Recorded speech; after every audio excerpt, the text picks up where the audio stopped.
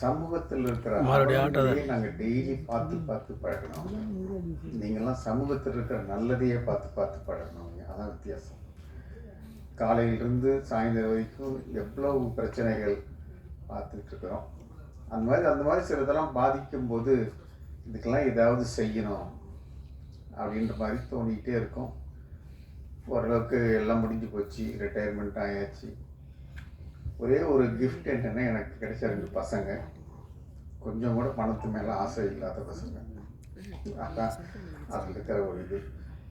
2வது பசங்க நல்லா இருந்ததுனால எனக்கு படிப்புக்குன்னு செலவு இல்லை. அதில் மிச்சமான பணம் தான் நான் வச்சுருந்தது. இப்போ நிறைய பேர் சம்பாதிக்கிறாங்க, படிப்புக்கே அதை செலவு பண்ணிடுறாங்க. இதில் படிப்புக்கு செலவே இல்லாமல் என் பிள்ளைங்க படித்ததுனால என்கிட்ட பணம் மிச்சம் இருந்தது. இதுக்கு ஏதாவது செய்யுங்க, நீங்கள் என்ன நினைக்கிறீங்களோ செய்யணும். நிறைய புத்தகங்கள் எழுதியிருக்கிறேன். வருஷம் ஒரு புக்கு 2 புக்கு வரும்.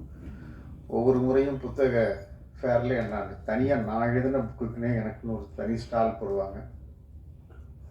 அந்த மாதிரி வந்துட்டு இருக்கும்போது நிறைய அந்த ஃபிலிம் இன்ஸ்டியூட்லேருந்துலாம் பசங்க வரும்போது உளவியல் சம்பந்தமாக சில சந்தேகங்கள் விளக்கங்கள் கேட்கணும் வந்து பார்ப்பாங்க. இது எடுக்கலாமா, இப்படி எப்படி வரும், இப்படின்னா சைக்கோன்னா என்னென்னு கேட்க. அந்த மாதிரி 2 முறையோ 3 முறையோ சுப்பராமன் வந்து என்னை பார்த்துருக்குறாரு. ஒரு நாள் பேப்பர் படிப்பேன். காலையில் 4-5 பேப்பர் படிக்கிற பழக்கம் உண்டு. ஒரு நாள் படிக்கும்போது டக்குன்னு உடனே சுப்பராமனுக்கு ஃபோன் பண்ணி வர சொன்னேன். இவ்வளோ அநியாயம்லாம் நடக்குது, இதெல்லாம் நீங்கள் படமாக எடுக்கக்கூடாதுன்னு கேட்டேன். அவர் கதையெல்லாம் எடுத்துகிட்டு வந்து என்ன படம் பண்ணுங்கன்னு கேட்கல. ஏன்னா அவர் என்னை கன்சல்ட் பண்ண நிறைய பேர் என்னுடைய தொழில் ரீதியாக ஆல்மோஸ்ட் நீங்கள் யாரை சொன்னாலும் அவங்க ஏதாவது ஒரு வகையில் என்ன அறிமுகமானவங்களாக தான் இருப்பாங்க.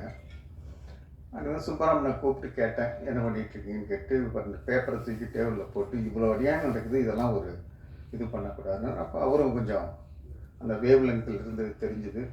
இதை மட்டும் வச்சு ஒரு கதை எழுதுங்க, உண்மையை மட்டும் பண்ணுங்க, நான் செலவு பண்ண தயார் அப்படின்னு சொன்னாங்க.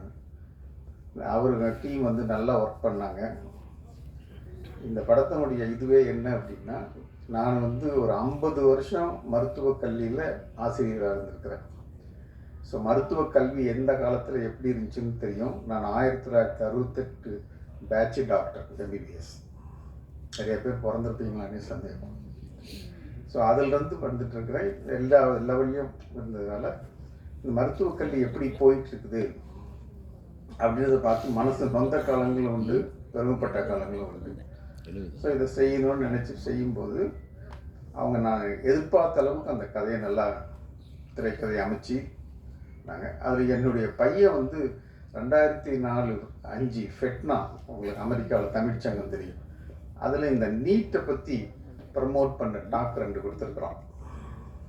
2 பசங்களும் சேர்ந்து அந்த டாக் வந்து அதை தான் கொடுத்த சுப்பராமன்ட்ட. இதை கொடுத்து இதனுடைய பேஸில் நீங்கள் எழுதுங்க, டயலாக்ஸ்லாம் ரொம்ப நல்லா வரும்ட்டு. அப்புறம் டைலாக்லாம் எழுதி கொண்டு வந்து கொடுத்தாரு. கொடுத்துட்டு வசனத்தை மட்டும் யார்கிட்டையாவது கொடுத்து ஒரு பெரிய வசனகர்த்தாட்ட கொடுக்கலான்னு ஆலோசனை பண்ணேன். நான் சொன்னேன், இதை விட ஒன்றும் சிறந்த வசனம்லாம் தேவை கிடையாது, நீங்கள் எழுதியிருக்கிறதே போகிறோம், இதை சிதைக்காமல் அப்படியே கொண்டு போய் சேருங்க அப்படின்னு. எல்லாருமே புது டீம்.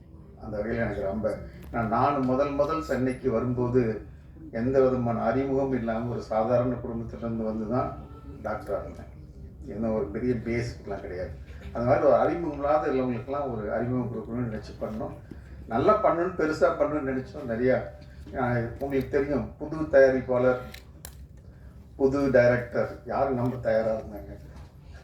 பட் நாங்கள் மக்களை நம்பினோம், எப்படியும் வந்து சேர்ந்துருக்கு.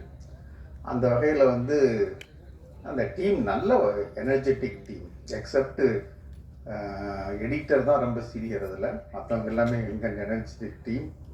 ரொம்ப ஒவ்வொருத்தரும் சொன்னாங்க. ஒரு நாள் கூட நான் ஷூட்டிங் போய் பார்த்தது கிடையாது. ஒரு நாள் கூட பார்த்துக்கல. ஏதோ ஒரு நாள் சாப்பாடு எப்படி போடுறாங்கன்னு பார்க்கறதுக்கு மட்டும் சாப்பாடு